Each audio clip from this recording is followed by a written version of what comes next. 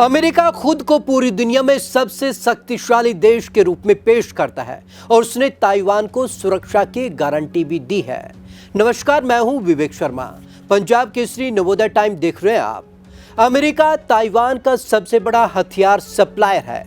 Taiwan के बहाने America Asia प्रशांत क्षेत्र में अपनी मौजूदगी दर्ज कराता रहा है। अब ऑस्ट्रेलिया और जापान से प्रश्न पूछकर अमेरिका ने फिर से कई थ्योरी को जन्म दे दिया है। दो सहयोगियों से पूछे सवाल। अमेरिका की सरकार ने अपने दो विश्वस्त सहयोगियों से जो कि सवाल पूछे हैं उसका जवाब दुनिया की अगली भू राजनीतिक तस्वीर तय कर सकता है। अमेरिका ने पूछा कि अगर ताइवान के मुद्दे पर चीन के साथ उसका युद्ध होता है तो इस समय इन दोनों देशों की भूमिका क्या होगी। गौरतलब है कि दोनों ही देश हिंद प्रशांत क्षेत्र में अमेरिका के प्रमुख सहयोगी हैं और क्वाड गठबंधन के सदस्य हैं। भारत भी क्वाड का सदस्य है। यहाँ गौर करने वाली बात यह है कि अमेरिका अपने दो सहयोगियों से इस तरह के सवाल क्यों पूछ रहा है। क्या ताइवान के मुद्दे पर अमेरिका और चीन के बीच युद्ध जैसे टकराव की नौबत आने वाली है? क्या रूस यूक्रेन, इजराइल हमास और ईरान इजराइल के बाद दुनिया एक और टकराव को झेलने वाली है? ताइवान के मुद्दे पर टकराव पुराना। ये सभी जानते हैं कि ताइवान के मुद्दे पर चीन और अमेरिका का टकराव बहुत पुराना है। ताइवान रिलेशन एक्ट 1979 के तहत अमेरिका ताइवान को रक्षा उपकरण और समर्थन प्रदान करता है ताकि वह अपनी सुरक्षा सुनिश्चित कर सके। ताइवान को लेकर अमेरिका की नीति अस्पष्ट रही है। वह यह स्पष्ट नहीं करता है कि ताइवान पर हमले की स्थिति में वह सैन्य हस्तक्षेप करेगा या नहीं। यह नीति चीन को रोकने और तनाव को नियंत्रित करने के लिए बनाई गई है।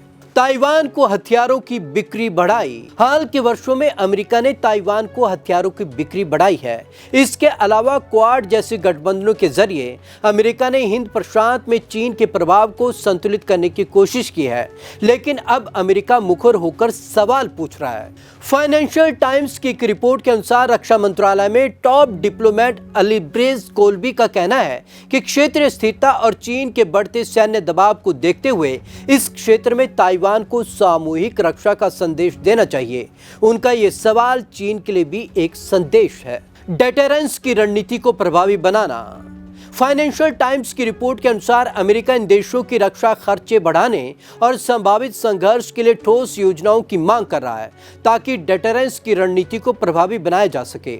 ऑस्ट्रेलिया और जापान की भौगोलिक स्थिति और सैन्य क्षमताएं ताइवान संघर्ष में महत्वपूर्ण हो सकती हैं। ऑस्ट्रेलिया और जापान दोनों ही अमेरिका के करीबी सैन्य साझेदार हैं, लेकिन दोनों देशों की जनता और सरकारें किसी बड़े युद्ध में फंसने को लेकर सतर्क हैं। इसी वजह से वह इस मामले में खुलकर कोई वचन देने से बच रहे हैं और क्षेत्र में शांति और यथास्थिति बनाए रखने की बात कह रहे हैं। अमेरिका की मांग से दोनों देश असहज।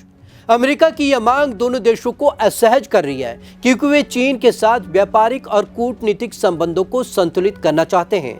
ऑस्ट्रेलिया ने काल्पनिक सवालों पर जवाब देने से इनकार कर दिया, जबकि जापान ने कहा कि विश्व की परिस्थितियों पर आधारित ऐसे सवालों का जवाब देना मुश्किल है। ऑस्ट्रेलिया के प्रधानमंत्री एंथनी अल्बनीज चीन के दौरे पर हैं। उन्होंने कहा कि ऑस्ट्रेलिया का सबसे बड़ा निर्यात साझेदार चीन है और चीन इस व्यापारिक दोस्ती को आगे ले जाना चाहता है।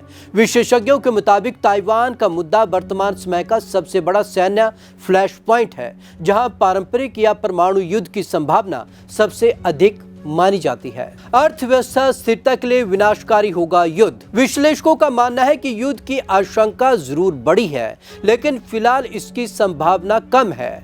चीन और अमेरिका दोनों ही जानते हैं कि ताइवान पर युद्ध का मतलब वैश्विक अर्थव्यवस्था और स्थिरता के लिए विनाशकारी होगा। चीन के थिंक टैंक क्या कहते हैं? Chinese academy of social sciences के रिसर्च फेलो लू जियांग ने रविवार को ग्लोबल टाइम्स को बताया कि अमेरिका की अपने सहयोगियों पर की जा रही मांग एक तरह की जबरदस्ती है और दबाव की रणनीति है। इसका उद्देश्य दोनों देशों को चीन को उकसाने के लिए मजबूर करना है, जिससे चीन जापान और चीन ऑस्ट्रेलिया संबंधों में प्रगति कमजोर हो रही है। ताइवान विवाद एक जटिल भू राजनीतिक और ऐतिहासिक मुद्दा है जो चीन और ताइवान के बीच संबंधों पर केंद्रित है। 1949 में चीनी गृह युद्ध के बाद माओ की कम्युनिस्ट पार्टी ने चीन पर कब्जा कर लिया था। इसके साथ पीपुल्स रिपब्लिक ऑफ चाइना यानी कि PRC की स्थापना हुई। ताइवान खुद को मानता है स्वतंत्र और लोकतांत्रिक देश। इस गृह युद्ध में हारी हुई नेशनलिस्ट सरकार ताइवान भाग गई और वहां रिपब्लिक ऑफ चाइना आरओसी की स्थापना की। पीआरसी ताइवान को अपने क्षेत्र का हिस्सा मानता है और वन चाइना नीति के तहत इसे फिर से अपने नियंत्रण में लेने की बात करता है। इसके लिए वह जरूरत पड़ने पर बल प्रयोग की धमकी भी देता है। वहीं ताइवान खुद को एक स्वतंत्र लोकतांत्रिक देश मानता है। आपको हमारी ये रिपोर्ट कैसी लगी, कमेंट बॉक्स में जरूर कमेंट करें। विवेक शर्मा को दीजिए इजाजत। नमस्कार।